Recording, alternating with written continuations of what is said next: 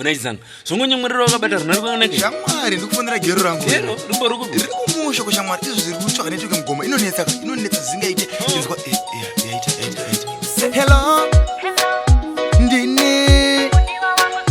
Ndanga ndichifunga kuti ndichakuona zvarini. Hello. Uri kuzvikona sei? Tsamba yandakakutumira wakaiverenga here iri sei? Hello. Baby what on? Ndikaona mari ndinouya nechitatu saka ndimirire pachiteshi. Hello. Mari yapera mufoni. Saka chiteerera mashoko andakuimba pafesi. Baby ndakatenga phone inotora mufananidzo yakanditarisa anzi inonzi selfie.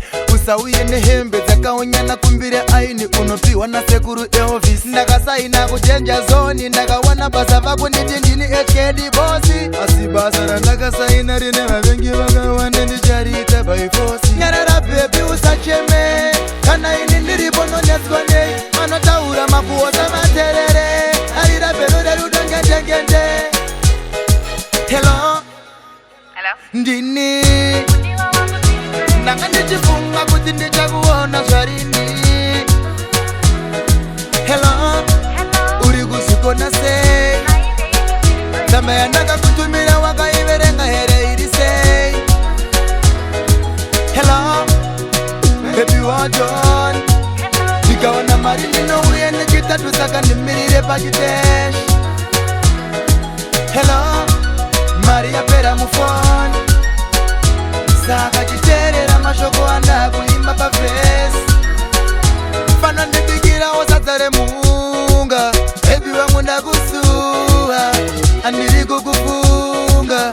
Baby wangu ndakusuwa. Areka ndiuye mazuva achiwawanda. Mari yekuti uiswe pemundakatsvaga. Ndoda kuzotenga muchovha kana ndashanda. Rega ndiuye kumba ndikudze zvakawanda. Nyarara baby usacheme kana ini ndiripo nonetswa nei manotaura makuosa materere arira bero rerudongendengende. Hello. Ndini. Ndanga ndichifunga kuti ndichakuona zvarini.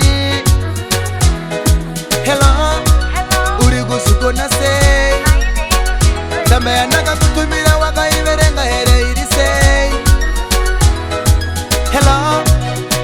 Baby what on? Ndikaona mari ndinouya nechitatu saka ndimirire pachiteshi. Hello. Mari yapera mufoni. Saka chiteerera mashoko andakuimba pafesi.